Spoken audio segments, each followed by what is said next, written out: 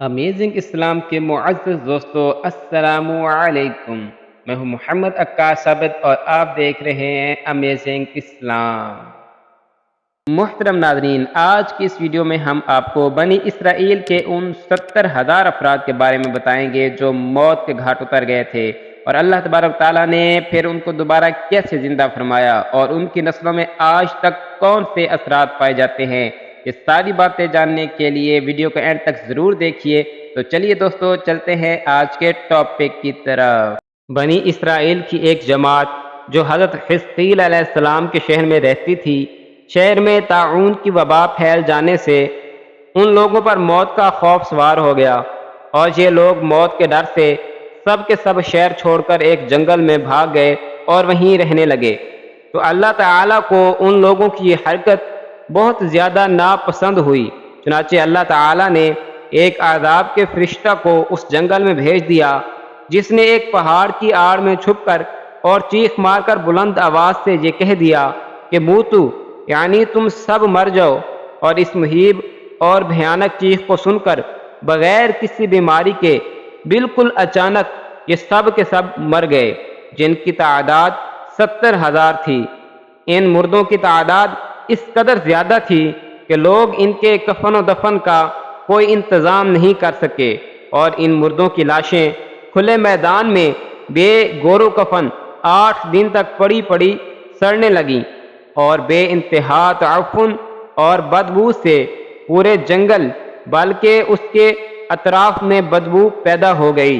कुछ लोगों ने उनकी लाशों पर रहम खाकर चारों तरफ से दीवार उठा दी ताकि ये लाशें दरिंदों से महफूज रहें। कुछ दिनों के बाद हज़रत हिज़कील अलैहिस्सलाम का उस जंगल में उन लाशों के पास गुज़र हुआ तो अपनी कौम के 70,000 इंसानों की इस मौत नागहानी और बेगोरो कफन लाशों की फरावानी देखकर रंजो गम से उनका दिल भर गया।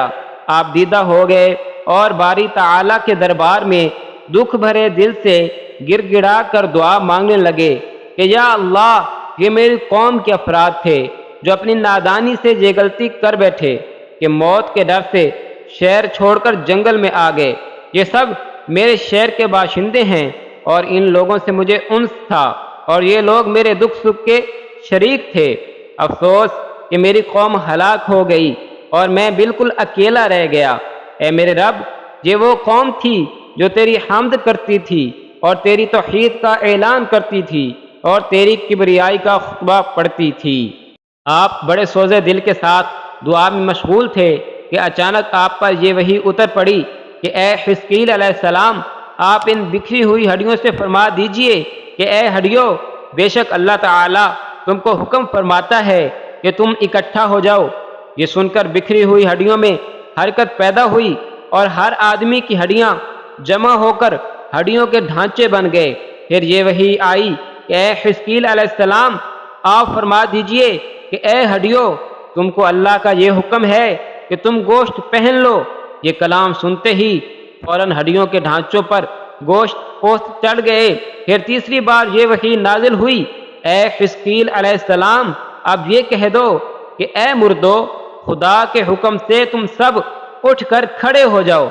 चुनाचे आपने ये फरमा दिया तो आपकी ज़बान से ये जुमला निकलते ही 70,000 लाशें दम ज़दन में नागहां ये पढ़ते हुए खड़ी हो गईं कि सुब्हानक अल्लाहुम्मा व बिहम्दिका ला इलाहा इल्ला अंता।